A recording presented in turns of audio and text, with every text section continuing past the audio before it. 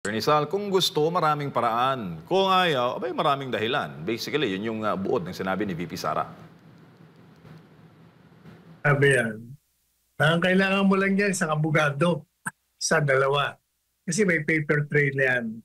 Saka isa pa, ano po bang investigasyon ang kailangan natin? Alam niya na nga, di ba? In-identify niya na nga yung 15. Madalit sabi, mayroon na rin siyang ginawang investigasyon dyan.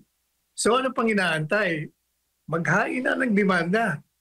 Kaya yung mga ginagawa niya puro sarsuela lang yan, grandstanding lang. Nagamit lang yan ng mga politiko para magpakitang gilas. Ang katotohanan niyan, tingnan niyo yung mga tanong. Yung mga tanong, hindi na dapat tinatanong yan. Alam na nating lahat yun eh.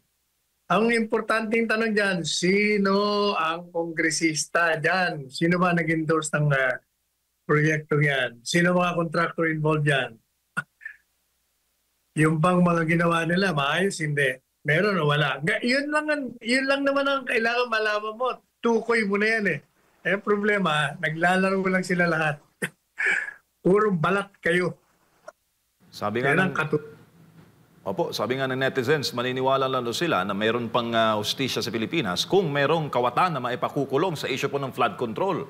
Mukhang matagal-tagal itong proseso na ito, Attorney Sal. Ang tagal natin mag-aantay ng hustisya na ito.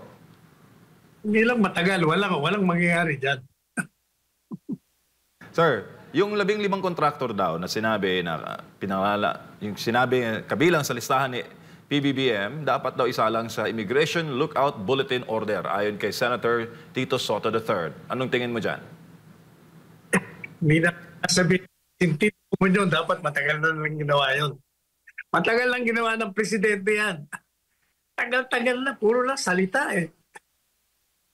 At saka diba, Attorney Sal, pag nagkakandak po kayo ng case build-up, dapat tahimik lamang. Pag nagsalita ka sa media, meron ng desisyon at meron ng resulta, meron ng nahuli. Ngayon, Attorney, tinetelegraph yung moves sa publiko. Kaya itong mga nasasangkot ay alam nila anong gagawin sa susunod. Pwede silang umalis ng bansa, pwede silang magtago, pwede silang maggagawa ng mga palusot o mga alibay para panindigan yung kanilang mga ginawa sa bayan. Meron na nga, di ba, na-identify na nga yung 15 eh. Di ibig sabihin, nagkaroon na ng investigasyon yan. Tapos na ang investigasyon. Ang susunod na lang, pahuli mo.